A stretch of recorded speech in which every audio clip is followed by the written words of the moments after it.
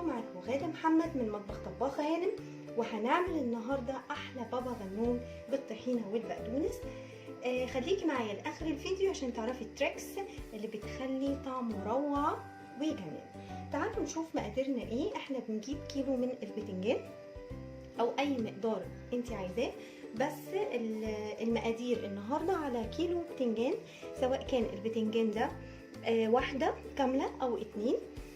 هنغسلهم كويس جدا وننشفهم، وهنبدا نشويهم. هما الاولانيه اللي انا عايزه اقول عليها، انا بحط لها بصله صغيره بتتشوي مع البتنجان على الصاجه بتاعتنا. بنجيب الصاج بتاعتنا او الشياطه وبنحط عليها البتنجان على العين فوق، وبنبدا نشوي البتنجان من كل الجوانب. بنقلبه بنحطه كده يتشوي، وبعد كده بنقلبه طبعا في كل الاتجاهات لحد ما يتشوي تماما هو والبصله. دي طبعا بقشرها مش متقشره، البصله دي بقشرها اهي زي ما احنا شايفينها مش متقشره. هنشويهم وبعد كده هنحط المقادير بتاعتنا، هنحطهم على البوتاجاز يتشووا لما نشوف بقيه مقاديرنا ايه. تعالوا نشوف باقي المقادير ايه. على الاتنين حبه بتنجان هنحط 3 فصوص من الثوم المفروم، عليهم معلقه كبيره من صوص الفلفل الاحمر المفروم الحار، وده اختياري. بنحط عصير ليمون واحده، بحط 3 معالق من الطحينه، وعندي نص كوبايه من البقدونس المفروم، وهنحط على الوش زيت زيتون. وطبعا بنحط مع التوابل بتاعتنا دي معلقتين من الخل كبيره، وكمان معلقه كمون ومعلقه طبعا الملح ده على حسب الذوق. البروسيسور بتاعتي او الكبه هبدا احط الثوم بتاعي المفروم، وهحط 3 معالق الطحينه بتوعنا،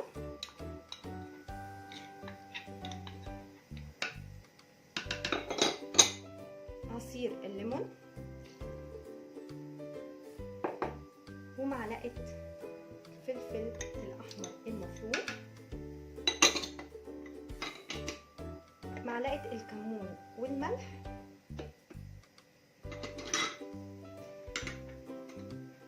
ومعلقتين كبار من الخل. تمام. وهحط شويه بقدونس، انا مش عايزه البقدونس كله يتفرم قوي. وهبدا اشغل الفود بروسيسور بتاعتي.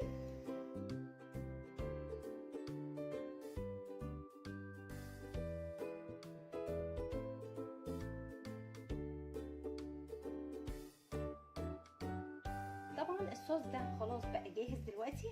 بعد ما يتشوي البتنجان والبصلايه الصغيره، هبدا احط البتنجان بعد ما اقشره. طبعا هسيبه يبرد خالص وهنقشره مع بعض دلوقتي. هحطه طبعا في الصوص الجميل ده وهيختلط ويتجانس كله مع بعض. هنستنى بس البتنجان والبصل يبرد شويه بعد ما اتشوى، ونحطه في الفود بروسيسور ونخلطه مع بعض. ده شكل البتنجان والبصله بعد ما شويناهم، شايفين طريوا واتشووا تماما. وده السر والتريك التانية بتاعه البابا غنوج، ان انا لازم اشويهم على عين من فوق عشان ياخدوا ريحه الشوي والدخنه دي، عشان يبقى طعمهم سموكي زي اللي احنا بناكله بره تماما.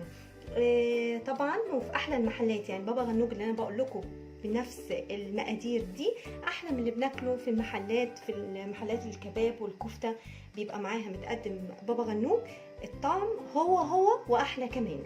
هنسيبه لحد ما يبرد خالص ونبتدي نقشر البصله والبتنجان بعد ما بردوا. طبعا بشيل الجزء اللي تحت في البصل، وبشيل بس اول طبقه من القشره.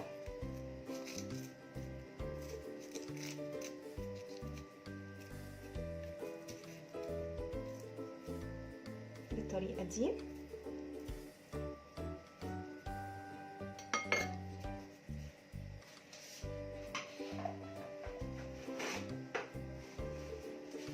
وامسحها بالوايبس كده. تمام. هجيب البتنجان بتاعي وبرده اشيل الجزء اللي فوق هيبقى طري جدا، وابدا اشيل القشره الغامقه دي بقشره بطريقه سهله وبسيطه، وما نسيبوش يبرد قوي عشان خاطر لو برد قوي بيبقى شيل القشره دي صعب شويه. فاحنا بنبدا نشيل اهو القشره زي ما انتم شايفين بتتشال ازاي. لا اشيل القشره كده اهو زي ما احنا شايفين بكل سهوله، وما خليش اي حاجه من القشره البلاك دي. تمام.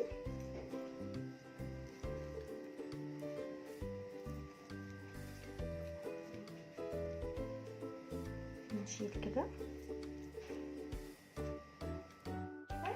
البتنجانه، قشرناها وشلنا منها كل القشره السوداء. لو في اي بواقي ببدا اشيلها كده واحطها في طبق نظيف. وهعمل البتنجانه التانية برضو.